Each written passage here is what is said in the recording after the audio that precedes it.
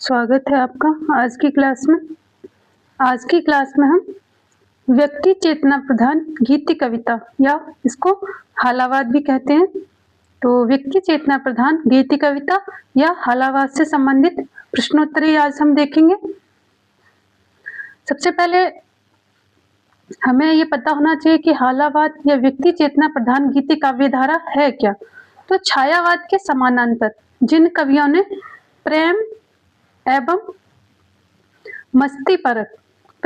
मस्ती से संबंधित या अहम से संबंधित काव्य लिखा, उनके द्वारा रचित काव्य को क्या कहते हैं? व्यक्ति चेतना प्रधान गीति कविता या फिर हालावाद। क्या कहते हैं? व्यक्ति चेतना प्रधान गीति कविता। व्यक्ति चेतना प्रधान गीति कविता या फिर इसको क्या कहा जाता है? इसको हालावाद भी इसको कहा जाता है। तो आज हम हालावाद अर्थात व्यक्ति चेतना प्रधान गीति कविता से संबंधित प्रश्नोत्तरी देखेंगे। तो आइए देखते हैं।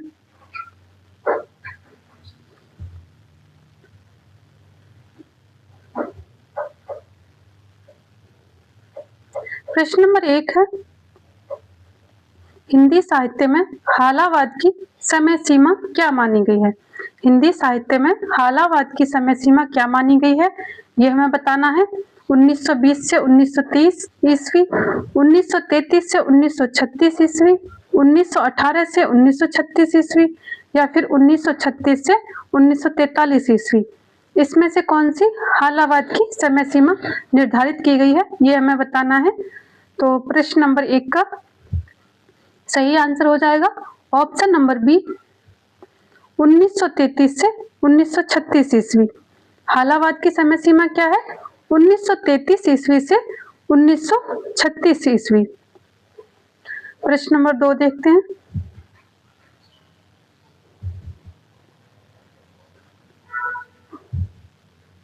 प्रश्न नंबर 2 है, हालावाद के प्रवर्तक कौन माने जाते हैं? जो हिंदी साहित्य में वाद हैं उनके कोई ना कोई एक प्रवर्तक होते हैं। तो इसमें हालावाद के प्रवर्तक कौन है, ये हमें बताना है। भगवती चरण वर्मा, नरेंद्र शर्मा, रामेश्वर शुक्ल अंचल या फिर हरिवंश राय बच्चन। इनमें से कौन हालावाद के प्रवर्तक हैं, ये हमें बताना है। तो प्रश्न नंबर 2 का सही आंसर हो जाएगा option number D, Harivansh Rai Bachchan. Harivansh Rai Bachchan ji को हालावाद के प्रवर्तक के रूप में जाना जाता है और यही हालावाद के प्रवर्तक हैं, हरिवंश राय बच्चन। तो प्रश्न नंबर 2 का सही आंसर हो जाएगा option number D, Harivansh Rai Bachchan. प्रश्न नंबर 3 देखते हैं। प्रश्न नंबर 3 है, हालावाद शब्द का प्रथम प्रयोग किसने किया? अभी हमने देखे थे हालावाद के प्रवर्तक, तो प्रवर्तक पूछा जाए प्रश्न अलग होगा, लेकिन अगर हालावाद शब्द का प्रथम प्रयोग किसने किया तो इसका उत्तर अलग हो जाएगा। इसका उत्तर हरिवंश राय बच्चन नहीं होगा। देखते हैं क्या होगा इसका उत्तर। आचार्य रामचंद्र शुक्ल, डॉक्टर नगेंद्र, नंद दुलारी वाजपेयी या फिर हजारी प्रसाद द्विवेदी। इनमें से किस रचनाकार ने हालावाद शब्द का प्रयोग सबसे पहले किया था? हालावाद शब्द का प्रथम प्रयोग किसने किया या सर्वप्रथम हालावाद शब्द का प्रयोग किसने किया था? शुक्ल ने, नगेंद्र ने, नंद दुलारी वाजपेयी ने या फिर हजारी प्रसाद द्विवेदी ने, किसने किया था? तो प्रश्न नंबर 3 का सही आंसर हो जाएगा ऑप्शन नंबर सी, नंद दुलारी वाजपेयी। नंद दुलारी वाजपेयी ने सबसे पहले हालावाद शब्द का प्रयोग किया था और ये हालावाद शब्द के प्रथम प्रयोक्ता हैं। कौन? नंद दुलारी वाजपेयी। तो अगर प्रश्न आता है कि हालावाद के प्रवर्तक कौन हैं, तब कौन होंगे? हरिवंश राय बच्चन। अगर प्रवर्तक पूछा जाए हालावाद के तो हरिवंश राय बच्चन, लेकिन हालावाद शब्द का प्रथम प्रयोग किसने किया, ये अगर पूछा जाए, या फिर प्रश्न ऐसे भी आ सकता है कि हालावाद शब्द के प्रथम प्रयोक्ता कौन है, तब इसका आंसर हो जाएगा नंद दुलारी वाजपेयी। हालावाद शब्द का प्रथम प्रयोग नंद दुलारी वाजपेयी ने किया था। प्रश्न नंबर 4 देखते हैं।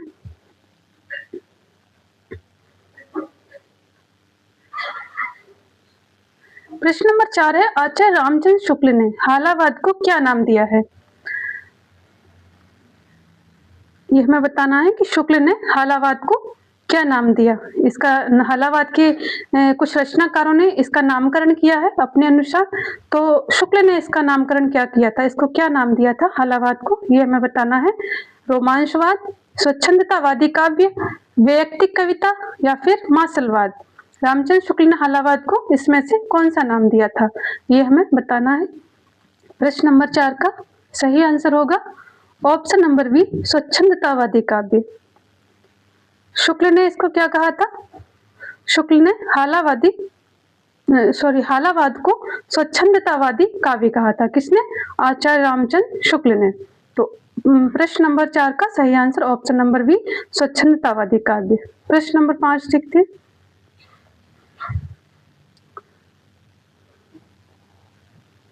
प्रश्न नंबर 5 है डॉक्टर नगेंद्र ने हालावाद को किस नाम से पुकारा है?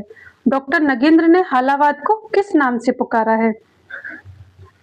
शुक्ल ने क्या कहा था? स्वच्छंदतावादी काव्य कहा था।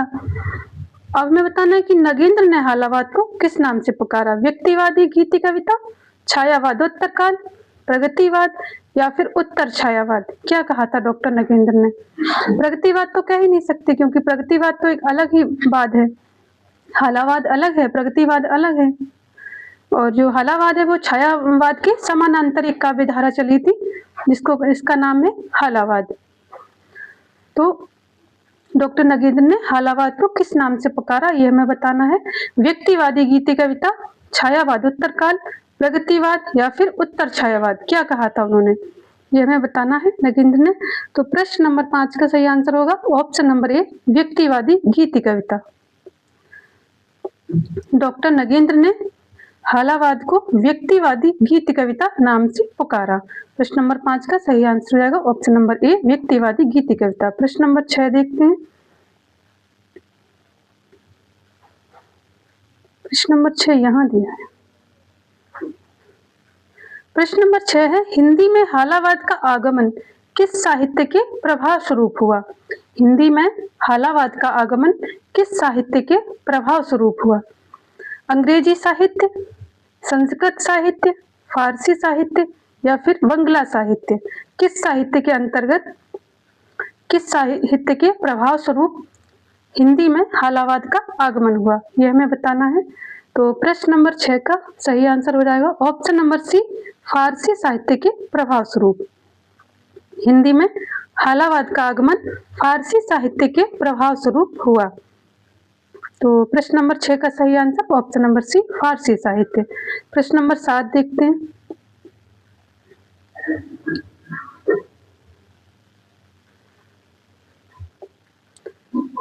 प्रश्न नंबर 7 है भगवती चरण वर्मा का जन्म कहाँ हुआ? हालावाद के रचनाकार हैं भगवती चरण वर्मा, और हमें बताना है कि इनका जन्म कहाँ हुआ था। भगवती चरण वर्मा मोस्ट इम्पोर्टेंट रचनाकार हैं। हरिवंश राय बच्चन, भगवती चरण वर्मा, ये दोनों ही इम्पोर्टेंट रचनाकार हैं। तो हमें बताना है कि भगवती चरण वर्मा का जन्म कहाँ हुआ था। इलाहाबाद, सफीपुर, उन्नाव, बेतिया, चंपारण या फिर जौनपुर। कहाँ पर इनका जन्म हुआ था, यह हमें बताना है। तो प्रश्न नंबर 7 का सही आंसर होगा option number B, Shafipur, Unnao, Uttar Pradesh. इनका जन्म कहाँ हुआ था? शफीपुर में हुआ था, उन्नाव, और ये कहाँ है? उत्तर प्रदेश में ही है। तो प्रश्न नंबर 7 का सही आंसर हो जाएगा option number B, Shafipur, Unnao, Uttar Pradesh. अगर इनके जन्म का वर्ष देखें तो कब हुआ था इनका जन्म? इनका जन्म हुआ 1903 ईस्वी में। 1903 ईस्वी। किसका? भगवती चरण वर्मा का जन्म कब हुआ? 1903 ईस्वी में इनका जन्म हुआ था। अगर इनके निधन का वर्ष देखें तो इनका निधन हुआ था 1981 ईस्वी में। 1981 ईस्वी, ये क्या है? इनका निधन वर्ष है।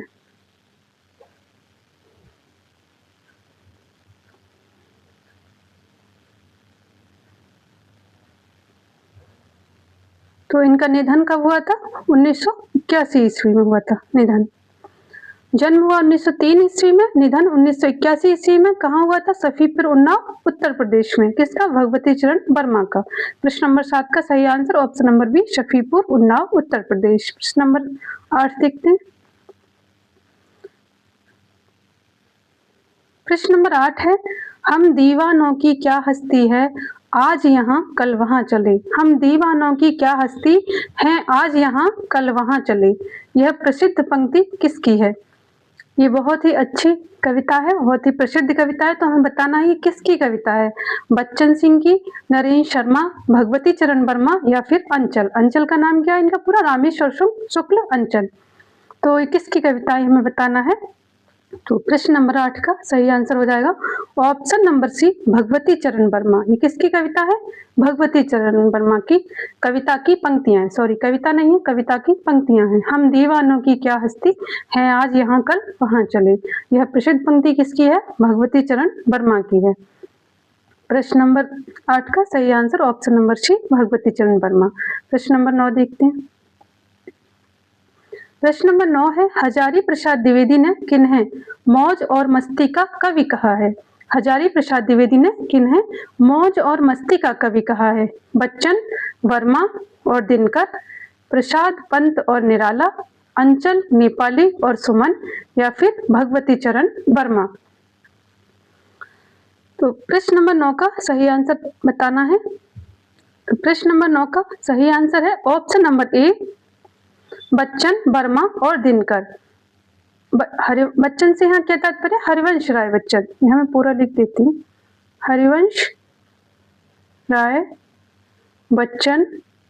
किस किस को इन्होंने मौज मस्ती का कवि कहा था? हरिवंश राय बच्चन को कहा था। और वर्मा से तात्पर्य है भगवती चरण वर्मा।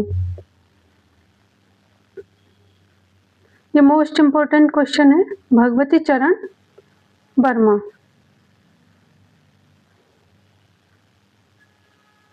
भगवती चरण वर्मा और रामधारी सिंह दिनकर। रामधारी सिंह दिनकर, इन तीनों को ही हजारी प्रसाद द्विवेदी ने क्या कहा था? मौज और मस्ती का कवि। मौज और मस्ती का कवि किसे कहा था? हरिवंश राय बच्चन, भगवती चरण वर्मा और रामधारी सिंह दिनकर। इन तीनों को हजारी प्रसाद द्विवेदी ने मौज और मस्ती का कवि कहा था। अब ऑप्शन डी कब सही होता? जब ये दोनों नाम दिनकर बच्चन नहीं दिए होते तब ऑप्शन डी लगा देते, लेकिन ऑप्शन ए में तीनों नाम दे रखे हैं, बच्चन, वर्मा और दिनकर, तब ऑप्शन डी सही आंसर नहीं होगा। अगर तीनों दे रखे हैं तब ऑप्शन ए सही आंसर होगा। तो हजारी प्रसाद द्विवेदी ने मौज और मस्ती का कवि हरिवंश राय बच्चन, भगवती चरण वर्मा और रामधारी सिंह दिनकर को कहा है। प्रश्न नंबर 9 का सही आंसर हो जाएगा option number A, Bachchan, Verma और दिनकर। प्रश्न नंबर 10 देखते हैं। प्रश्न नंबर 9 को एक थोड़ा और क्लियर कर लेते हैं। हजारी प्रसाद द्विवेदी मूलतः बच्चन की कविता मस्ती और उमंग और उल्लास की कविता है। इन्होंने हजारी प्रसाद द्विवेदी का एक कथन है कि मूलतः बच्चन की कविता मस्ती और उमंग और उल्लास की कविता है, और ये किसमें दिया है? एक किताब है हजारी प्रसाद द्विवेदी की, हिंदी साहित्य उद्भव और विकास। हिंदी साहित्य उद्भव और विकास, अगर आप उसमें पेज नंबर 251 देखेंगे तो उसमें आपको ये कोटेशन मिल जाएगी कि मूलतः बच्चन की कविता मस्ती, उमंग और उल्लास की कविता है। तो ये किसके बारे में लिखा है? हरिवंश राय बच्चन के बारे में लिखा है। और रामधारी सिंह दिनकर के बारे में वो लिखते हैं कि मस्ती के तीसरे कवि कौन है? रामधारी सिंह दिनकर। तो तीसरे कवि यानी इनको भी इन्होंने मस्ती का कवि माना। और इसका प्रमाण है हिंदी साहित्य उद्भव और विकास जो किताब है उसमें उनकी ये कोटेशन दे रखी है कि मस्ती के तीसरे कवि कौन है? रामधारी सिंह दिनकर हैं। और इन्होंने भगवती चरण वर्मा के विषय में क्या लिखा है कि मस्ती और मौज के प्रथम कवि कौन है? भगवती चरण वर्मा।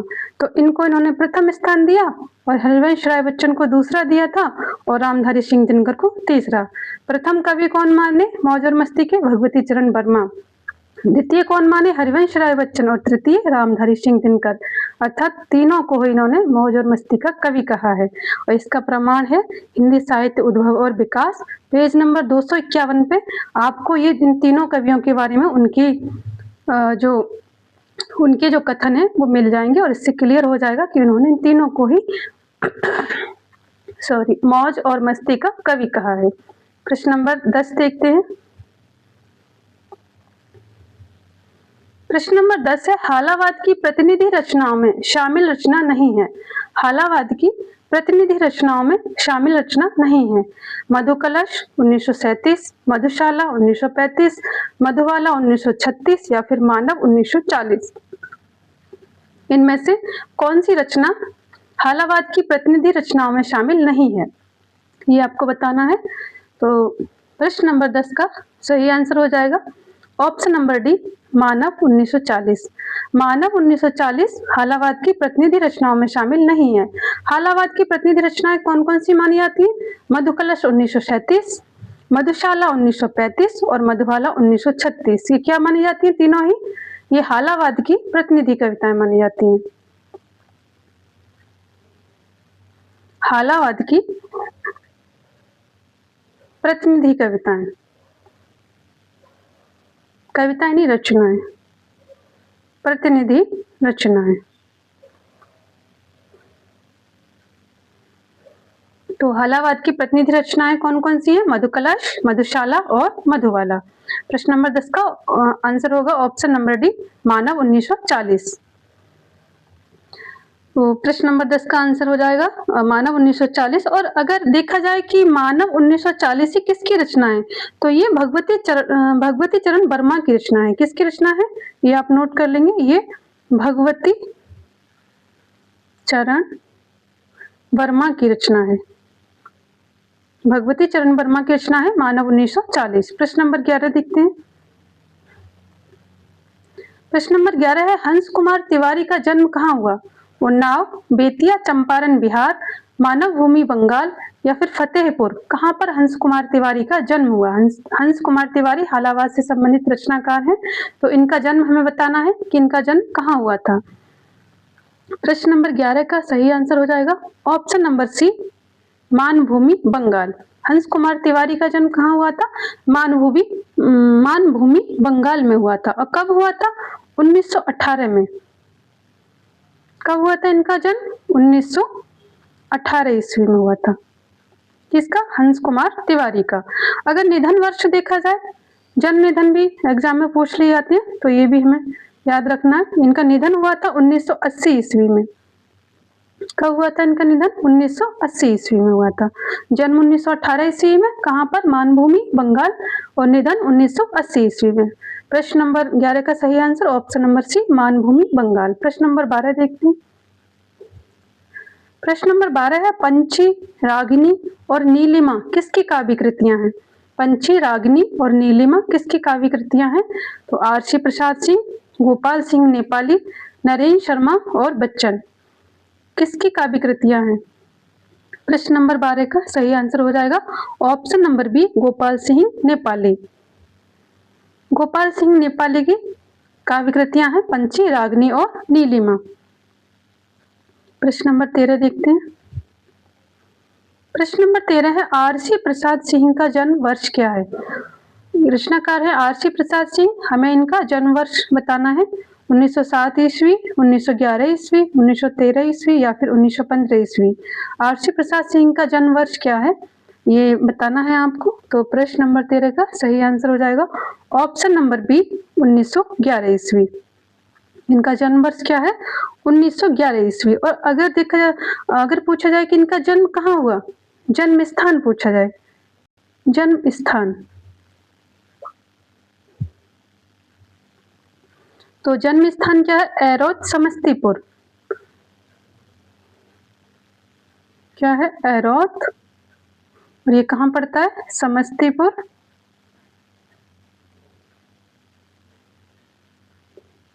समस्तीपुर बिहार। समस्तीपुर बिहार में इनका जन्म हुआ था। और इनका निधन कब हुआ था? तो 1996 में इनका आरसी प्रसाद सिंह का निधन हुआ था। कब हुआ था इनका निधन? 1996 ईस्वी। जन्म हुआ था 1911 ईस्वी में, निधन हुआ था 1996 ईस्वी में। जन्म स्थान है एरोज, समस्तीपुर बिहार। तो प्रश्न नंबर 13 का सही आंसर ऑप्शन नंबर बी 1911 है। प्रश्न नंबर 14 देखते हैं। प्रश्न नंबर 14 है कलापी 1938 किसकी प्रसिद्ध काव्य रचना है? कलापी 1938 किसकी प्रसिद्ध काव्य रचना है? आरसी प्रसाद सिंह, हंस कुमार तिवारी, बच्चन या फिर नेपाली, किसकी रचना है? यह हमें बताना है। तो प्रश्न नंबर 14 का सही आंसर हो जाएगा option number A RC Prasad Singh. किसकी रचना है कलापी 1938? ये आरसी प्रसाद सिंह की रचना है। प्रश्न नंबर 15 देखते हैं। प्रश्न नंबर 15 है खयाम की मधुशाला 1935 किसकी अनुदित रचना है? खयाम की मधुशाला 1935 ईस्वी किसकी अनुदित रचना है? भगवती चरण वर्मा, हरिवंश राय बच्चन या अंचल, रामेश्वर शुक्ल अंचल या फिर पंत, सुमित्रानंदन पंत, किसकी ये रचना है? खयाम की मधुशाला 1935। और ये कैसी रचना है? अनुदित रचना है, लेकिन किसकी है ये बताना है आपको।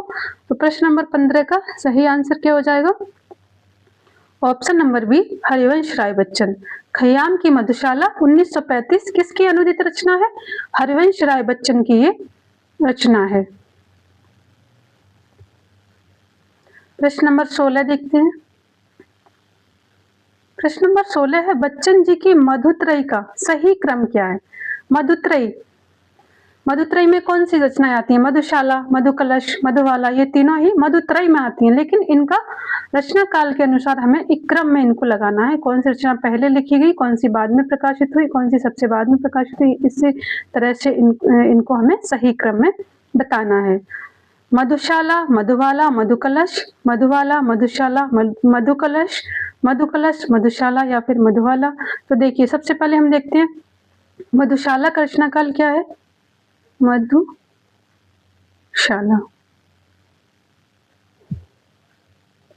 मधुशाला का रचना काल है 1935। कब है ये रचना? 1935 में है। मधुबाला का देखते हैं।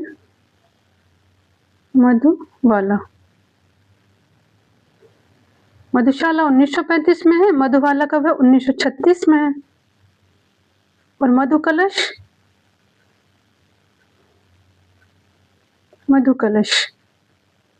ये कब है? मधुकलश है 1937 ईस्वी में। 1937 ईस्वी में। मधुशाला 1935 में, मधुबाला 1936 में और मधुकलश 1937 में। तो 35, 36, 37। तो कौन सा ऑप्शन सही हो जाएगा? मधुशाला, मधुबाला, मधुकलश, पहला ही ऑप्शन सही हो रहा है। तो प्रश्न नंबर 16 का सही आंसर हो जाएगा ऑप्शन नंबर ए मधुशाला, मधुबाला और मधुकलश। ये मधुत्रयी का सही क्रम है। इन रचनाओं को क्या कहा जाता है? तीनों को मधुत्रयी कहा जाता है। तो प्रश्न नंबर 16 का सही आंसर ऑप्शन नंबर ए मधुशाला, मधुबाला, मधुकलश। और इनको याद करने की ट्रिक क्या है? शाला, वाला, कलश, लास्ट के ये याद कर लीजिए, शाला, बाला, कलश, और लास्ट के याद कर लीजिए 35, 36, 37। बहुत ही ये सरल ट्रिक है याद करने की। 35, 36, 37 और शाला, बाला, कलश याद हो जाएगा। प्रश्न नंबर 16 का सही आंसर ऑप्शन नंबर ए सही है। प्रश्न नंबर 17 देखते हैं। प्रश्न नंबर 17 है हरिवंश राय बच्चन का जन्म कहाँ हुआ था? हरिवंश राय बच्चन जी का जन्म बताना है। वाराणसी, प्रतापगढ़, पट्टी, इलाहाबाद, लखनऊ या फिर कानपुर, कहाँ इनका जन्म हुआ था ये हमें बताना है। तो प्रश्न नंबर 17 का सही आंसर हो जाएगा ऑप्शन नंबर बी प्रतापगढ़। और ये पट्टी भी आ सकता है, यहाँ पे बाबू पट्टी शब्द भी दे सकते हैं। प्रतापगढ़ पट्टी या फिर बाबू पट्टी, और कहाँ पर है? इलाहाबाद में, उत्तर प्रदेश में। और इनका जन्म कब हुआ था? ये हरिवंश राय बच्चन हालावाद के मोस्ट इम्पोर्टेंट रचनाकार हैं। इनसे अक्सर सभी जो हिंदी से रिलेटेड एग्जाम है उनसे बच्चन जी के से संबंधित प्रश्न एग्जाम में पूछ लिए जाते हैं। तो इनका हमें जन्म वर्ष और निधन वर्ष भी याद रखनी है। जन्म हुआ था इनका 27 नवंबर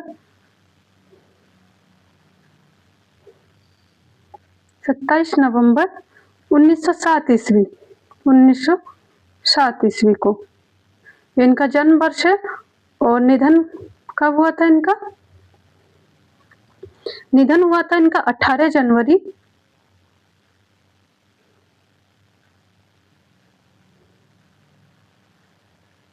18 जनवरी 2003 को इनका निधन हुआ था।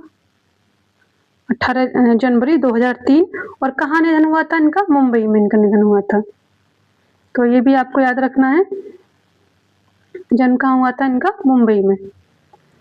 तो सॉरी, निधन हुआ था मुंबई में। जन्म 27 नवंबर 1907 ईस्वी को कहाँ? प्रतापगढ़ बाबूपट्टी इलाहाबाद में हुआ था। निधन 18 जनवरी 2003 ईस्वी और कहाँ? मुंबई में हुआ था। प्रश्न नंबर 17 का सही answer option number B, Pratapgarh Patti Allahabad. प्रश्न नंबर 18 देखते हैं। प्रश्न नंबर 18 है, निशा निमंत्रण 1938 में बच्चन जी ने किसकी पीड़ा का चित्रण किया है? निशा निमंत्रण इनकी रचना है किसकी? हरिवंश राय बच्चन जी की। और 1938 ईस्वी में है ये। इसमें किसकी पीड़ा का चित्रण किया है हमें बताना है। देश की पराधीनता, गरीबी की, प्रथम पत्नी श्यामा के निधन की, या फिर प्रकृति के विनाश की? किसकी पीड़ा का चित्रण है? तो प्रश्न नंबर 18 का सही आंसर हो जाएगा ऑप्शन नंबर सी, प्रथम पत्नी। और प्रथम पत्नी कौन थी इनकी? श्यामा। प्रथम पत्नी श्यामा के निधन की इसमें पीड़ा है। किस रचना में? निशा निमंत्रण 1938 में। तो प्रश्न नंबर 18 का सही आंसर हो जाएगा ऑप्शन नंबर सी, प्रथम पत्नी श्यामा के निधन की निशा निमंत्रण 1938 ईस्वी में बच्चन जी ने अपनी पत्नी की पीड़ा का चित्रण किया है। प्रश्न नंबर 19 देखते हैं। प्रश्न नंबर 19 है, बंगाल का अकाल 1946 बच्चन जी की कैसी रचना मानी जाती है? बंगाल का अकाल इनकी रचना है, कब है? 1946 ईस्वी में। बच्चन जी की कैसी रचना मानी जाती है? रहस्यवादी, प्रगतिवादी, छायावादी या फिर प्रयोगवादी? कैसी रचना है ये आपको बताना है। तो प्रश्न नंबर 19 का सही आंसर हो जाएगा ऑप्शन नंबर बी, प्रगतिवादी। बंगाल का अकाल 1946 ईस्वी बच्चन जी की प्रगतिवादी रचना है। और इसमें किसका वर्णन है? अगर इसका कथानक देखा जाए तो किससे संबंधित है? 1943 में बंगाल में एक अकाल पड़ा था। कब? 1943 ईस्वी। तो 1943 ईस्वी में बंगाल के अकाल का इसमें वर्णन है। अकाल का वर्णन। अकाल कब पड़ा था? 1943 में। इसमें बहुत सारे लोगों की मृत्यु हो गई थी भूख से। जो अकाल पड़ा था तो लोगों को भूखमरी की वजह से अपने प्राण त्यागने पड़े। तो 1943 के भीषण बंगाल अकाल की मार्मिक अभिव्यक्ति इस रचना में की गई है। और इसका अगर काव्य रूप देखा जाए, बंगाल का अकाल ये क्या है? तो ये काव्य रचना है। ये क्या है? इसकी विधा देखी जाए तो ये एक काव्य रचना है। और काव्य रचना कैसी है? ये एक लंबी कविता है। क्या है ये? लंबी कविता है। बंगाल का अकाल क्या है? इनकी लंबी कविता है। तो प्रश्न नंबर 19 का सही आंसर ऑप्शन नंबर बी, प्रगतिवादी ये रचना है। प्रश्न नंबर 20 देखते हैं। प्रश्न नंबर 20 है, खादी के फूल 1948 बच्चन जी ने किसके साथ मिलकर लिखी? हरिवंश राय बच्चन की प्रसिद्ध रचना है खादी के फूल। और ये कब है? 1948 ईस्वी में। बच्चन जी ने ये किसके साथ मिलकर लिखी ये हमें बताना है। सूर्यकांत त्रिपाठी निराला, सुमित्रा नंदन पंत, महादेवी वर्मा या फिर रामधारी सिंह दिनकर? किसके साथ ही मिलकर लिखी थी ये आपको बताना है। तो प्रश्न नंबर 20 का सही आंसर हो जाएगा ऑप्शन नंबर बी, सुमित्रा नंदन पंत। खादी के फूल 1948 बच्चन जी ने किसके साथ मिलकर लिखी थी? सुमित्रा नंदन पंत जी के साथ मिलकर उन्होंने ये रचना लिखी थी, खादी के फूल। खादी के फूल में किसका वर्णन है? तो इसमें गांधी जी की श्रद्धांजलि से संबंधित कविताएं हैं। किससे संबंधित कविताएं हैं खादी के फूल में? गांधी जी की श्रद्धांजलि। किसी की मृत्यु हो जाती है तो हम उसको श्रद्धांजलि देते हैं। तो इसमें गांधी जी की श्रद्धांजलि से संबंधित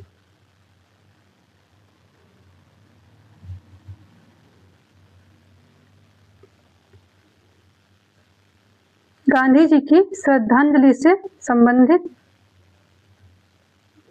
कविताएं। खादी के फूल में क्या है? गांधी जी की श्रद्धांजलि से संबंधित इसमें कविताएं हैं। पंत और बच्चन सिंह, ये क्या है? सुमित्रानंद पंत और बच्चन सिंह जी का एक संयुक्त काव्य संग्रह है। क्या है इसकी विधा अगर देखी जाए तो ये काव्य संग्रह है, इसमें एक कविता नहीं है, ये काव्य संग्रह है। तो खादी के फूल 1948 कैसी रचना है? काव्य संग्रह है। खादी के फूल 1948 में किसका वर्णन है? तो गांधी जी की श्रद्धांजलि से संबंधित इसमें कविताएं हैं। और किसके साथ मिलकर लिखी? तो सुमित्रानंदन पंत जी के साथ संयुक्त रूप से ये मिलकर लिखी, दोनों ने, सुमित्रानंदन पंत ने और हरिवंश राय बच्चन ने। तो ये इनका संयुक्त काव्य संग्रह है दोनों का। तो प्रश्न नंबर 20 का सही answer option number B, Sumitranandan Pant के साथ मिलकर लिखी। प्रश्न नंबर 21 देखते हैं।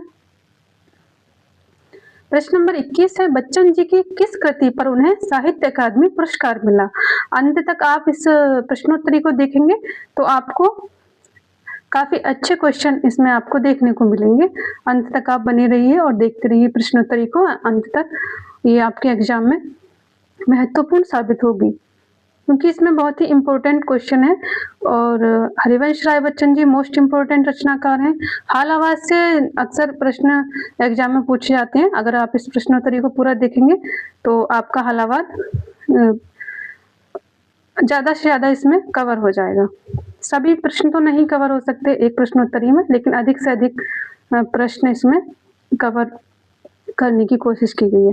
तो प्रश्न नंबर 21 है, बच्चन जी की किस कृति पर उन्हें साहित्य अकादमी पुरस्कार मिला? मधुशाला, सतरंगिनी, दो चट्टाने या फिर आरती और अंगारे।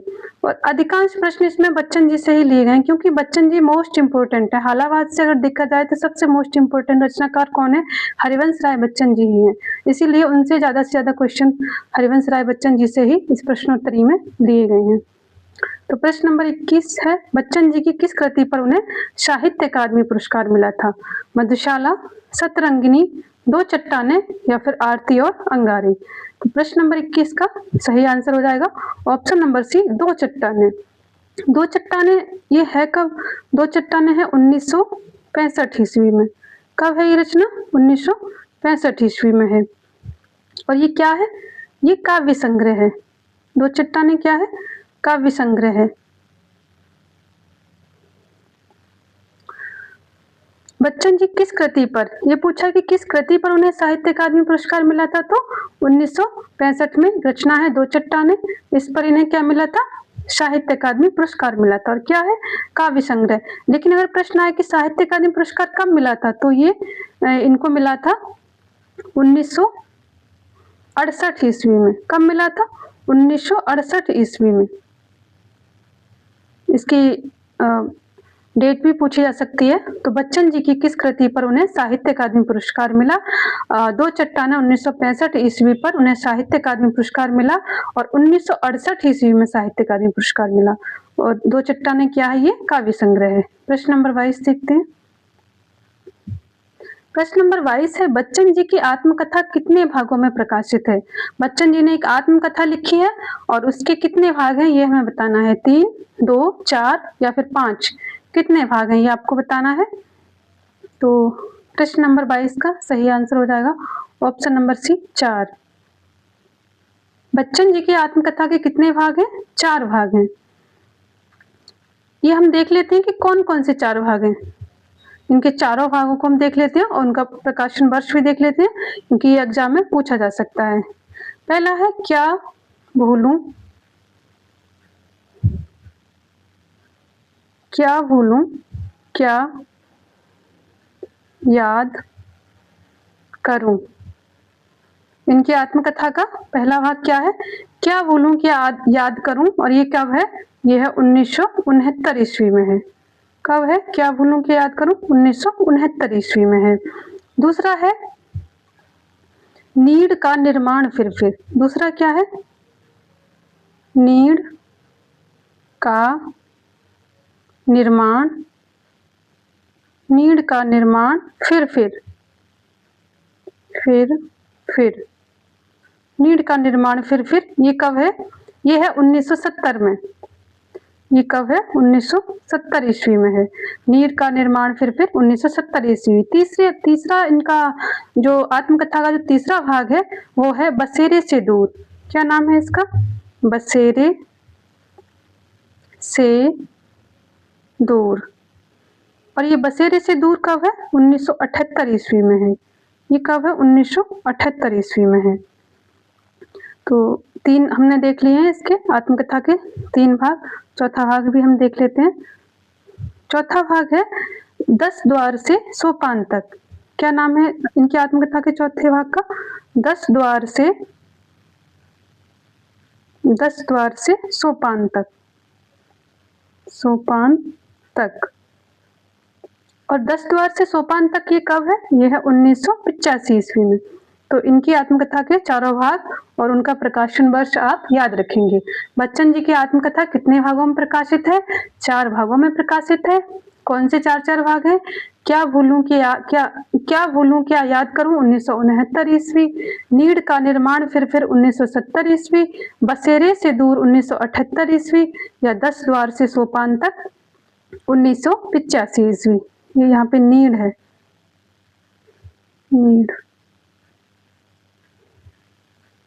नीड़ का निर्माण फिर 1970, बसेरे से दूर 1978, 10 द्वार से सोपान तक 1985 ईस्वी।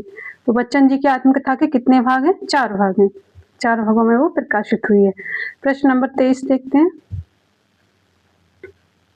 प्रश्न नंबर 23 है, क्या भूलूं क्या याद करूं किसकी आत्मकथा का प्रथम भाग है? ये अभी हमने बता ही दिया है। क्या भूलूं क्या याद करूं किसकी आत्मकथा का प्रथम भाग है? निराला, प्रेमचंद या फिर बच्चन सिंह? तो ये तो प्रश्न अभी हमने देख ही लिया था। ये किसकी? हरिवंश राय बच्चन जी की आत्मकथा का कौन सा भाग है? प्रथम भाग। ऐसे भी पूछ सकता है कि उनकी आत्मकथा का प्रथम भाग कौन सा है या फिर दूसरा भाग कौन सा है, तीसरा भाग कौन सा। तो ये भी हमें याद रखना है कि दूसरा पूछ ले, तीसरा, कहीं से भी कुछ पूछ ले तो वहीं से हमें सही करना है। प्रथम भाग कौन सा है? क्या भूलूं क्या याद करूं। और ये कब है? 1969 ईस्वी में। ये कब है? 1969 ईस्वी में। कौन सा भाग है? प्रथम भाग। तो प्रश्न नंबर 23 का सही आंसर हो जाएगा option number C, Bachchan Singh. प्रश्न नंबर 24 देखते हैं। प्रश्न नंबर 24 है, नरेंद्र शर्मा का जन्म कहाँ हुआ था? जहांगीरपुर, खुर्जा, बुलंदशहर, जौनपुर, इलाहाबाद या फिर चंपारण? कहाँ हुआ था नरेंद्र शर्मा का जन्म? ये आपको बताना है। तो प्रश्न नंबर 24 का सही आंसर हो जाएगा option number A, Jahangirpur, Khurja, और ये कहाँ है? बुलंदशहर में। और उत्तर प्रदेश भी लिख देते हैं आगे, उत्तर प्रदेश में ही है बुलंदशहर। तो नरेंद्र शर्मा का जन्म कहाँ हुआ? जहांगीरपुर, खुर्जा, बुलंदशहर, उत्तर प्रदेश में। प्रश्न नंबर 24 का सही आंसर ऑप्शन नंबर ए। प्रश्न नंबर 25 देखते हैं। प्रश्न नंबर 25 है, प्रवासी के गीत 1938 के रचनाकार कौन है? प्रवासी के गीत 1938 के रचनाकार कौन है? ये हमें बताना है। गोपाल सिंह नेपाली, सुमन, अंचल या फिर नरेंद्र शर्मा? कौन इसके रचनाकार हैं? ये हमें बताना है। तो प्रश्न नंबर 25 का सही आंसर हो जाएगा option number D, Narendra Sharma. प्रवासी के गीत 1938 के रचनाकार कौन है? नरेंद्र शर्मा इसके रचनाकार हैं। और ये क्या है? प्रवासी के गीत, ये काव्य संग्रह है इनका। किसका? नरेंद्र शर्मा का। ये क्या है? काव्य संग्रह। प्रश्न नंबर 25 का सही आंसर जाएगा option number D, Narendra Sharma. प्रश्न नंबर 26 देखते हैं। प्रश्न नंबर 26 है, रामेश्वर शुक्ल अंचल को हिंदी साहित्य में किसका प्रवर्तक माना जाता है? रामेश्वर शुक्ल अंचल को हिंदी साहित्य में किसका प्रवर्तक माना जाता है? तो ये हमें बताना है। हालावाद, प्रयोगवाद, प्रगतिवाद या फिर मार्शलवाद? तो हालावाद के प्रवर्तक कौन है? हरिवंश राय बच्चन, बच्चन सिंह है इसके तो हालावाद के प्रवर्तक। तो ये तो हो ही नहीं सकता क्योंकि इसके तो बच्चन सिंह है। रामेश्वर शुक्ल अंचल को हिंदी साहित्य में किसका प्रवर्तक माना जाता है? हालावाद का नहीं माना जाता। अब प्रयोगवाद के कौन है? इसके अज्ञेय हैं। कौन है अज्ञेय प्रयोगवाद के प्रवर्तक? प्रगतिवाद, प्रगतिवाद के भी ये नहीं है। मार्शलवाद, बच्चा ऑप्शन नंबर डी, मार्शलवाद। क्योंकि रामेश्वर शुक्ल अंचल प्रगतिवाद से संबंधित रचनाकार नहीं है। किससे संबंधित है? हालावाद से। तो प्रगतिवाद के प्रवर्तक तो ये हो ही नहीं सकते हैं। तो प्रश्न नंबर 26 का सही आंसर क्या हो जाएगा? ऑप्शन नंबर डी, मासलवाद। रामेश्वर शुक्ल अंचल, रामेश्वर शुक्ल अंचल को हिंदी साहित्य में किसका प्रवर्तक माना जाता है? मासलवाद का इनको प्रवर्तक माना जाता है। और ये मोस्ट इंपोर्टेंट क्वेश्चन है कि रामेश्वर शुक्ल अंचल को हिंदी साहित्य में किसका प्रवर्तक माना जाता है। या फिर प्रश्न ऐसे भी आ सकता है कि हिंदी साहित्य में मासलवाद का प्रवर्तक किसे माना जाता है? हिंदी साहित्य में मासलवाद के प्रवर्तक कौन है? तो आंसर क्या हो जाएगा? रामेश्वर शुक्ल अंचल, या फिर रामेश्वर शुक्ल अंचल को हिंदी में मासलवाद का प्रवर्तक माना जाता है। और ये मोस्ट इंपोर्टेंट क्वेश्चन है। प्रश्न नंबर 26 का सही answer option number D, Hindi में मासलवाद की प्रवर्तक। प्रश्न नंबर 27 देखते हैं। प्रश्न नंबर 27 है, अंचल जी की प्रथम काव्य कृति कौन सी है? रामेश्वर शुक्ल अंचल, इनका उपनाम क्या है? अंचल।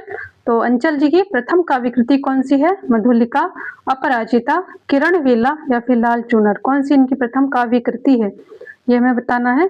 तो प्रश्न नंबर 27 का सही आंसर हो जाएगा ऑप्शन नंबर ए, मधुलिका। और मधुलिका ये क्या है?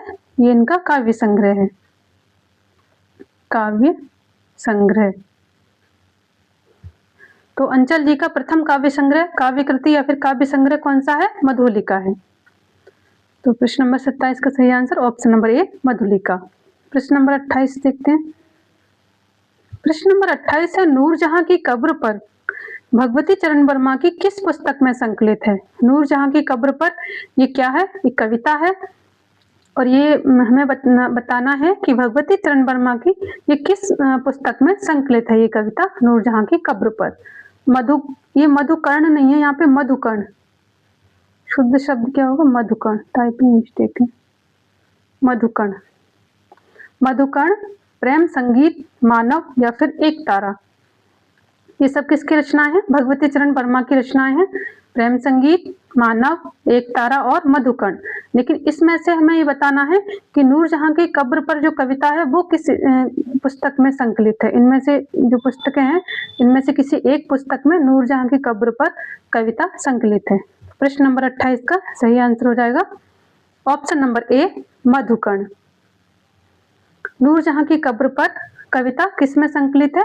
मधुकर्ण पुस्तक में संकलित है। और मधुकर्ण ये कब है? मधुकर्ण है 1932 में है। और ये क्या है? मधुकर्ण ये काव्य संग्रह है, काव्य संग्रह है, ये काव्य संग्रह है। और इसी में नूरजहां की कब्र पर, ये क्या है? नूरजहां की कब्र पर ये कविता है। तो नूरजहां की कब्र पर जो कविता है वो किसमें संकलित है? मधुकर्ण 1932 ईस्वी। और ये क्या है? काव्य संग्रह है। इसी काव्य संग्रह में नूरजहां की कब्र पर नामक कविता संकलित है। प्रश्न नंबर 28 का सही आंसर ऑप्शन नंबर ए, मधुकर्ण। प्रश्न नंबर 29 देखते हैं। प्रश्न नंबर 29 है, मृदु भावों के अंगूरों की आज बना लाया हाला, यह पंक्ति किस काव्य की है? ये तो आप बहुत सरल है और सही आंसर ही आएगा इसका। तो प्रश्न नंबर 29 का सही आंसर हमें बताना है मधुबाला, निशा निमंत्रण, मधुकलश या फिर मधुशाला। अब ये सभी रचनाएं किसकी हैं? बच्चन जी की हैं। चारों ही रचनाएं बच्चन जी की हैं, हरिवंश राय बच्चन। लेकिन हमें बताना है कि ये जो पंक्ति है इनमें से किस रचना में ये पंक्ति दी गई है? मृदु भावों के अंगूरों की आज बना लाया हाला। तो प्रश्न नंबर 29 का सही आंसर हो जाएगा ऑप्शन नंबर डी, मधुशाला। और इनकी सबसे प्रसिद्ध जो रचना है वो मधुशाला ही है। मधुशाला की वजह से ही हरिवंश राय बच्चन को आज मधुशाला के नाम से ही जाना जाता है। और ये बहुत ही सुंदर इनकी रचना है मधुशाला। तो मृदु भावों के अंगूरों की आज बना लाया हाला, यह पंक्ति किस काव्य की है? मधुशाला जो इनका काव्य है, इनकी काव्य कृति है मधुशाला, इसमें ये पंक्ति संकलित है। मृदु भावों के अंगूरों की आज बना लाया हाला। प्रश्न नंबर 30 देखते हैं। प्रश्न नंबर 30 है, दो चट्टानों के लिए बच्चन जी को किस वर्ष साहित्य अकादमी पुरस्कार मिला? अभी इससे पहले हमने ये प्रश्न देखा था कि दो चट्टानों के लिए बच्चन जी को, इससे पहले हमने देखा कि दो चट्टानों के लिए किसे साहित्य अकादमी पुरस्कार मिला, शायद ऐसे ही कोई प्रश्न था, इससे पहले ये प्रश्न आ चुका है। तो प्रश्न बना था इससे पहले कि बच्चन जी को किस रचना पर साहित्य अकादमी पुरस्कार मिला। तो उसमें हमने बताया था कि दो चट्टानें। अब पूछा है उसका वर्ष कि दो चट्टानों के लिए बच्चन जी को किस वर्ष साहित्य अकादमी पुरस्कार मिला? 1965, 1970, 1968, 1972। और ये मैंने उसमें आपको बता भी दिया था इसका वर्ष, पुरस्कार का जो वर्ष है। तो बच्चन जी को दो चट्टानों के लिए किस वर्ष साहित्य अकादमी पुरस्कार मिला था? तो उनको 1968 ईस्वी में कौन सा पुरस्कार मिला था? साहित्य अकादमी पुरस्कार से इनको सम्मानित किया गया था बच्चन जी को। तो प्रश्न नंबर 30 का सही आंसर हो जाएगा ऑप्शन नंबर सी, 1968। 1968 ईस्वी में इनको दो चट्टानों पर साहित्य अकादमी पुरस्कार से सम्मानित किया गया था। प्रश्न नंबर 31 देखते हैं। प्रश्न नंबर 31 है, इनमें से कौन सा कवि हालावाद से संबंधित नहीं है? सॉरी, इनमें से कौन सा कवि हालावाद से संबंधित नहीं है? हरिवंश राय बच्चन, भगवती चरण वर्मा, जयशंकर प्रसाद या फिर नरेंद्र शर्मा। तो देखिए प्रश्न नंबर 31 का सही आंसर हो जाएगा ऑप्शन नंबर सी, जयशंकर प्रसाद। और ये किससे संबंधित है? ये छायावाद से संबंधित रचनाकार हैं। किससे संबंधित? छायावाद से। सॉरी, इनमें से कौन सा कवि हालावाद से संबंधित नहीं है? हरिवंश राय बच्चन, भगवती चरण वर्मा और नरेंद्र शर्मा, ये तीनों ही हालावाद से संबंधित रचनाकार हैं। लेकिन जयशंकर प्रसाद हालावाद से संबंधित रचनाकार नहीं है, ये छायावाद से संबंधित रचनाकार हैं। प्रश्न नंबर 31 का सही answer option number C, Jaishankar Prasad. प्रश्न नंबर 32 देखते हैं। प्रश्न नंबर 32 है, बच्चन जी की रचना सूत की माला 1948 का विषय क्या है? इसका विषय बताना है सूत की माला। तो गांधी जी की हत्या का वर्णन, दार्शनिक चिंतन, श्रृंगार वर्णन या फिर प्रकृति चित्रण, क्या इसका विषय है ये मैं बताना है। तो प्रश्न नंबर 32 का सही आंसर हो जाएगा option number A, Gandhi ji की हत्या का वर्णन। सूत की माला का विषय क्या है? गांधी जी की हत्या का वर्णन। और गांधी जी की हत्या से लेकर अस्थियों के विसर्जन तक, पूरा ही लिख देते हैं यहाँ पे। गांधी जी की हत्या से लेकर, गांधी जी की हत्या से लेकर और इनकी जो अस्थियों का विसर्जन हुआ था, अस्थियों के विसर्जन, अस्थियों के विसर्जन का, विसर्जन तक का वर्णन है इस रचना में। कौन सी रचना में? सूत की माला 1948 का विषय क्या है? गांधी जी की हत्या से लेकर अस्थियों के विसर्जन तक का वर्णन है इस रचना में। तो प्रश्न नंबर 32 का सही आंसर क्या जाएगा? ऑप्शन नंबर ए,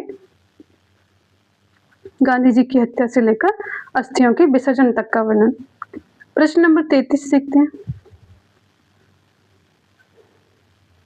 प्रश्न नंबर 33 है, द्रौपदी 1960 नामक खंड काव्य के रचयिता कौन है? द्रौपदी कब है? 1960 ईस्वी में। और इसकी विधा क्या है? ये खंड काव्य है। हमें इसके रचयिता का नाम बताना है। कामेश्वर शुक्ल अंचल, नेपाली या फिर नरेंद्र शर्मा या फिर आरसी प्रसाद सिंह। कौन इसके रचयिता हैं? द्रौपदी 1960 और ये क्या है? खंड काव्य। तो प्रश्न नंबर 33 का सही आंसर हो जाएगा option number C, Narendra Sharma. Draupadi 1960 किसका खंड काव्य है? नरेंद्र शर्मा का खंड काव्य है। प्रश्न नंबर 34 देखते हैं। प्रश्न नंबर 34 है, अग्नि शस्य और प्यासा निर्झर किसकी रचनाएं हैं? ये दो रचनाएं हैं, अग्नि शस्य और प्यासा निर्झर। हमें बताना है ये किसकी रचनाएं हैं। आरसी प्रसाद सिंह, बच्चन, नरेंद्र शर्मा या फिर भगवती चरण वर्मा, ये किसकी रचनाएं हैं? तो प्रश्न नंबर 34 का सही आंसर हो जाएगा option number C, Narendra Sharma. किसकी रचनाएं हैं ये दोनों? नरेंद्र शर्मा की रचनाएं हैं। इनका हम रचना काल भी देख लेते हैं। तो अग्नि शस्य, ये जो रचना है अग्नि शस्य, इसका प्रकाशन वर्ष का 1951 ईस्वी। कब है ये रचना? 1951 ईस्वी में है। और प्यासा निर्झर रचना जो है ये कब है? 1964 ईस्वी में है ये, 1964 ईस्वी में। अग्निशस्य 1951 ईस्वी, प्यासा निर्झर 1964 ईस्वी। और ये किसकी रचना है? नरेंद्र शर्मा की रचना है। प्रश्न नंबर 35 देखते हैं।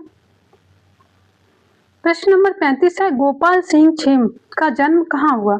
अब देखिए, गोपाल सिंह छेम भी हालावाद से संबंधित है और एक है गोपाल सिंह नेपाली। दोनों गोपाल सिंह है, इसमें कंफ्यूज नहीं होना है।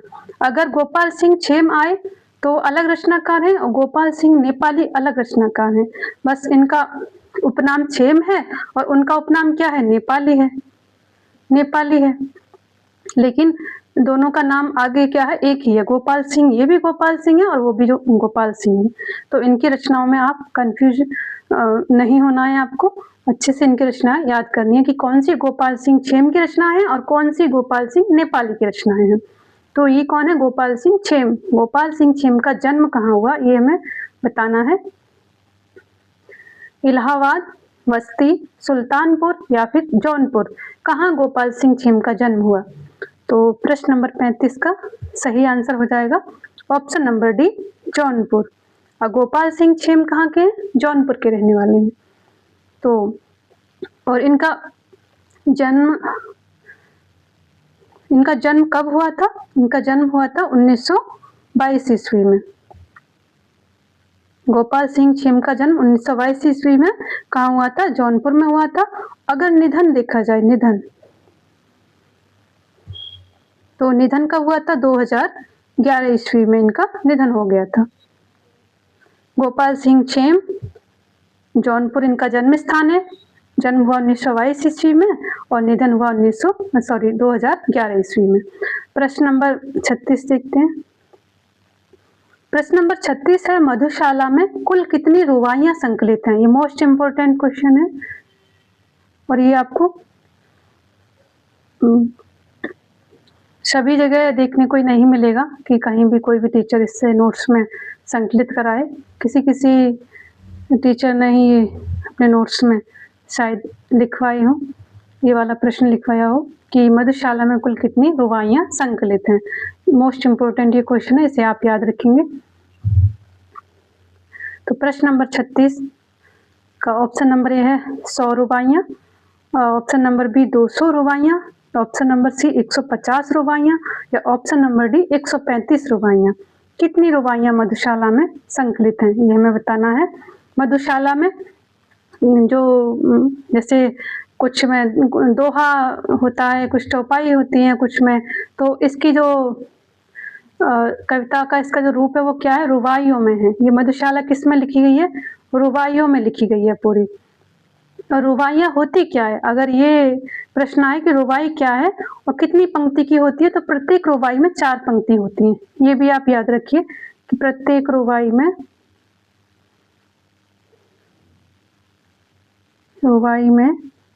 कितनी पंक्ति होती है? प्रत्येक रुबाई में 4 पंक्ति। मैं शॉर्ट में लिख रही हूँ क्योंकि टाइम ज्यादा लग जाएगा पूरा लिखने में। प्रत्येक रुबाई में 4 पंक्ति होती है और 4 पंक्ति में एक रुबाई बनती है। जैसे दोहा में कितने होते हैं? 2 होते हैं। इसी तरह से रुबाई में 4 पंक्ति होती है, 4 पंक्तियों की एक रुबाई। तो मधुशाला में कुल कितनी रुबाइयां संकलित हैं ये हमें बताना है। तो प्रश्न नंबर 36 का सही आंसर हो जाएगा ऑप्शन नंबर डी 135। कितनी रुबाइयां हैं मधुशाला में? 135 रुबाइयां इसमें संकलित हैं। प्रश्न नंबर 37 देखते हैं। प्रश्न नंबर 37 है, बच्चन जी की कौन सी रचना पंचशील सिद्धांतों से संबंधित है?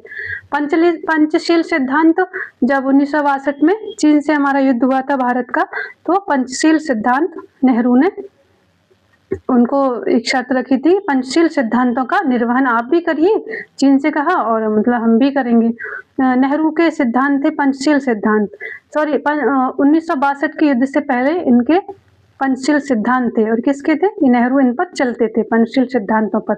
लेकिन 1962 में जब चीन का युद्ध हुआ तो लोगों ने इसका अनुकरण करने से मना कर दिया कि पंचशील सिद्धांतों का कोई महत्व नहीं है वर्तमान में।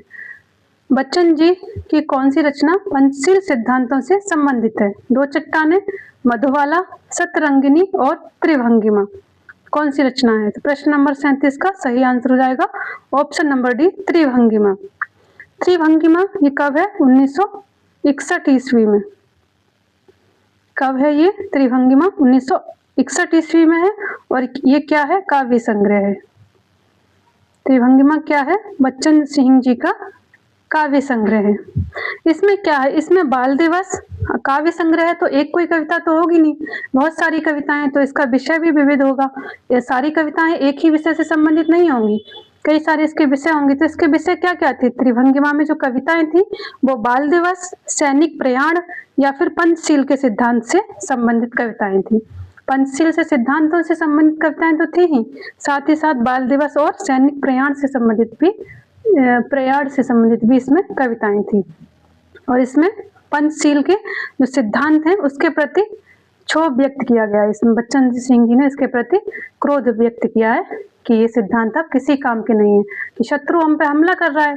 चीन के से जो युद्ध हुआ था 1962 में, तो क्या हम उस समय ये कहेंगे कि नहीं अहिंसा से काम लेना चाहिए? जब कोई हमारे ऊपर हिंसा कर रहा है तो हमें भी उसका उत्तर कैसे देना चाहिए? हिंसा से देना चाहिए। तो यहाँ पे इसका इन्होंने विरोध किया है पंचशील सिद्धांतों का। तो प्रश्न नंबर 37 का सही आंसर ऑप्शन नंबर डी, त्रिभंगिमा। प्रश्न नंबर 38 देखते हैं। प्रश्न नंबर 38 है, पूर्व चलने के बटोही, बटरोही नहीं है, यहाँ पे बटोही शब्द है, बटोही। पूर्व चलने के बटोही, बाट की पहचान कर ले, ये किसकी पंक्ति है? ये हमें बताना है। नरेंद्र शर्मा, आरसी प्रसाद सिंह, गोपाल सिंह नेपाली या फिर हरिवंश राय बच्चन, ये किसकी पंक्ति है? तो प्रश्न नंबर 38 का सही आंसर हो जाएगा option number D, Harivansh Rai Bachchan. पूर्व चलने के बटोही, बाट की पहचान कर ले, किसकी पंक्ति है? ये हरिवंश राय बच्चन जी की पंक्ति है। और ये बहुत ही सुंदर कविता है, पूर्व चलने के बटोही, बाट की पहचान कर ले। प्रश्न नंबर 39 देखते हैं। प्रश्न नंबर 39 है, आकुल अंतर, आकुल अंतर 1943 किसकी रचना है? आकुल अंतर 1943 किसकी रचना है? रामेश्वर शुक्ल अंचल, भगवती चरण वर्मा, नरेंद्र शर्मा या फिर बच्चन सिंह, हरिवंश राय बच्चन, किसकी कविता है? ये हमें बताना है किसकी रचना है। तो प्रश्न नंबर 39 का सही आंसर हो जाएगा option number D, Harivansh Rai Bachchan. Bachchan का है मतलब किससे है? हरिवंश राय बच्चन से। तो आकुल अंतर 1943 किसकी रचना है? हरिवंश राय बच्चन जी की ये रचना है। प्रश्न नंबर 40 देखते हैं। प्रश्न नंबर 40 है, भैंसा गाड़ी कविता के रचयिता कौन है? और ये बहुत ही इम्पोर्टेंट कविता है, भैंसा गाड़ी, बहुत ही इम्पोर्टेंट ये प्रश्न है, ये एग्जाम में कई बार पूछी जा चुकी है ये रचना, भैंसा गाड़ी। तो भैंसा गाड़ी जो कविता है इसके रचयिता कौन है? भैंसा गाड़ी क्या है? ये कविता है, इसके रचनाकार का नाम हमें बताना है। तो प्रश्न नंबर 40 में ऑप्शन देखते हैं, भगवती चरण वर्मा, निराला, नागार्जुन, केदारनाथ अग्रवाल, कौन इसके रचयिता है? प्रश्न नंबर 40 का सही आंसर हो जाएगा option number A, Bhagwati Charan Verma. भैंसा गाड़ी किसकी कविता है? भगवती चरण वर्मा की। अगर पूछा जाए कि ये कविता किसमें संकलित है, तो ये इनकी रचना है मानव, कौन सी है? मानव। और ये कब है? 1940 में। ये मोस्ट इंपोर्टेंट क्वेश्चन है, इसे आप याद रखेंगे। ये कब है? मानव 1940। और ये क्या है? ये कविता संग्रह है। मानव 1940 क्या है? भगवती चरण वर्मा का कविता संग्रह है। तो इसी ही संग्रह में ये संकलित है, कविता संग्रह में संकलित। ये भी आप याद रखेंगे। इस तरह से भी प्रश्न आ सकता है कि भैंसा गाड़ी कविता किस संग्रह में संकलित है? तो भैंसा गाड़ी कविता मानव 1940 ईस्वी कविता संग्रह में संकलित है। और ये किसकी कविता है? भगवती चरण वर्मा की कविता है भैंसा गाड़ी। प्रश्न नंबर 40 का सही answer option number A, Bhagwati Charan Verma. प्रश्न नंबर 41 देखते हैं। प्रश्न नंबर 41 है, अंचल जी की रचना करील का, रचना का नाम क्या है? करील, इसका प्रकाशन वर्ष हमें बताना है। इसका प्रकाशन वर्ष क्या है? 1938, 1945, 1942 या फिर 1950। अंचल जी की रचना करील का प्रकाशन वर्ष क्या है? 1938, 1945, 1942 या फिर 1950। तो प्रश्न नंबर 41 का सही आंसर हो जाएगा ऑप्शन नंबर सी, 1942।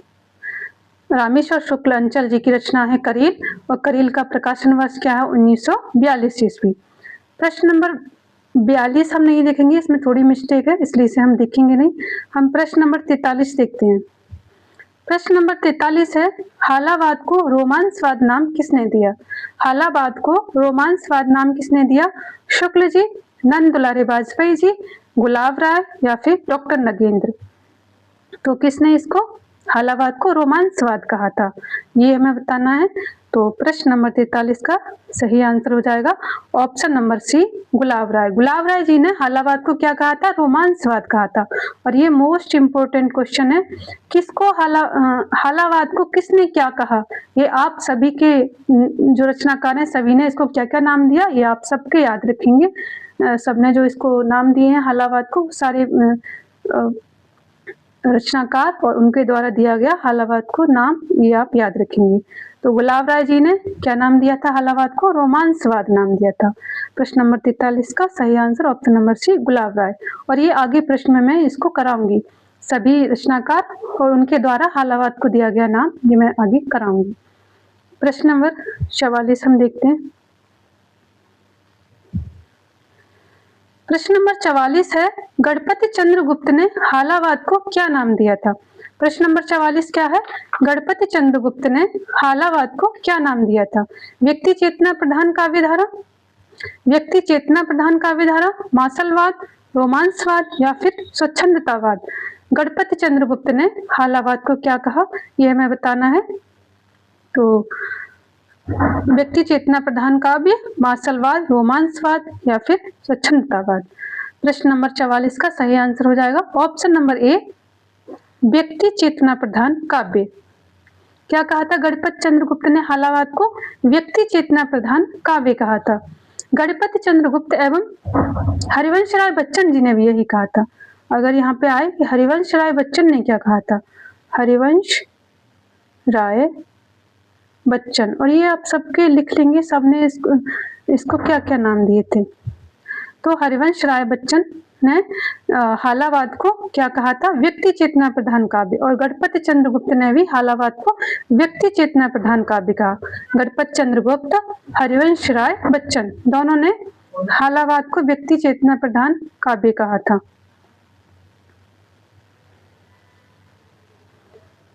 प्रश्न नंबर 45 देखते हैं। एकांत संगीत 1939 किसकी रचना है? प्रश्न नंबर 45 है, एकांत संगीत 1939 किसकी रचना है, ये हमें बताना है।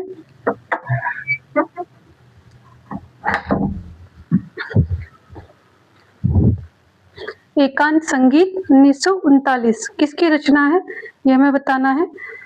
रामेश्वर शुक्ल अंचल, वर्मा, नेपाली या फिर हरिवंश राय बच्चन, किसकी ये रचना है, ये हमें बताना है। तो प्रश्न नंबर 45 का सही आंसर हो जाएगा option number D, Harivansh Rai Bachchan. ये किसकी रचना है? ये हरिवंश राय बच्चन की रचना है। एकांत संगीत 1939 ईस्वी, हरिवंश राय बच्चन जी की ये रचना है। प्रश्न नंबर 46 देखते हैं। प्रश्न नंबर 46 है, विराम चिन्ह 1957 किसकी रचना है? रचना है विराम चिन्ह, तो कब है? 1957 ईस्वी में। ये किसकी रचना है, ये हमें बताना है। भगवती चरण वर्मा, नरेंद्र शर्मा, भगवती चरण वर्मा, नरेंद्र शर्मा या फिर रामेश्वर शुक्ल अंचल।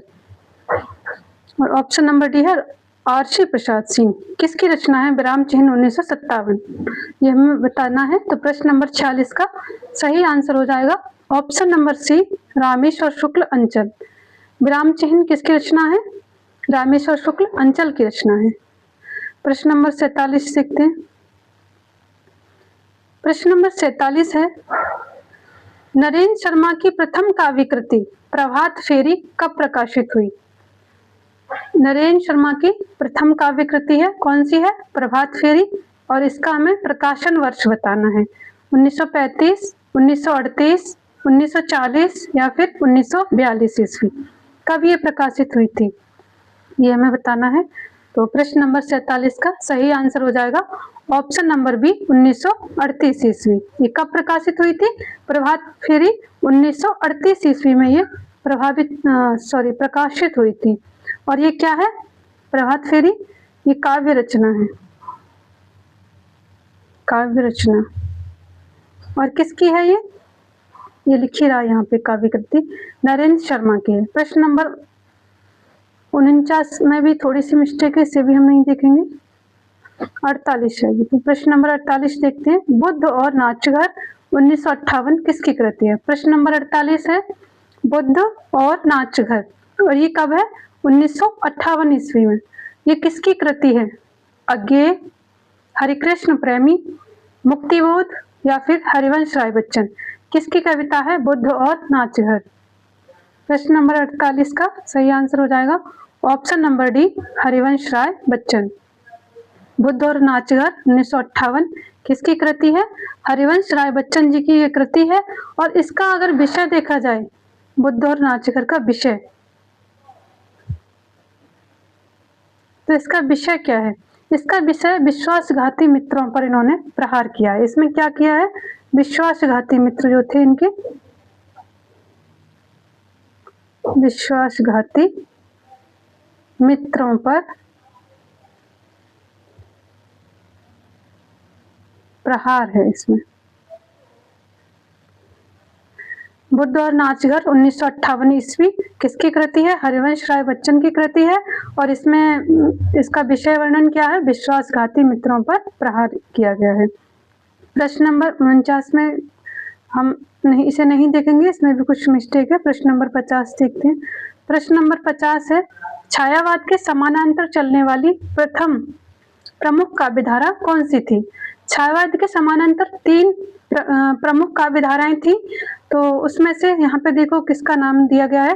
प्रगतिवाद नहीं थी छायावाद के समानांतर, नई कविता भी इसके समानांतर नहीं थी, और कविता भी इसके समानांतर नहीं थी। तो कौन सी इसके समानांतर थी? हालावाद।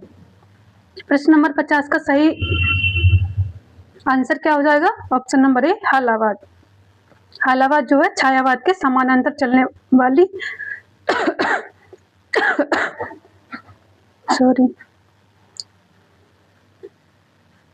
छायावाद के समानांतर चलने वाली प्रमुख काव्यधारा थी हालावाद। आज की प्रश्नोत्तरी यही समाप्त होती है। धन्यवाद।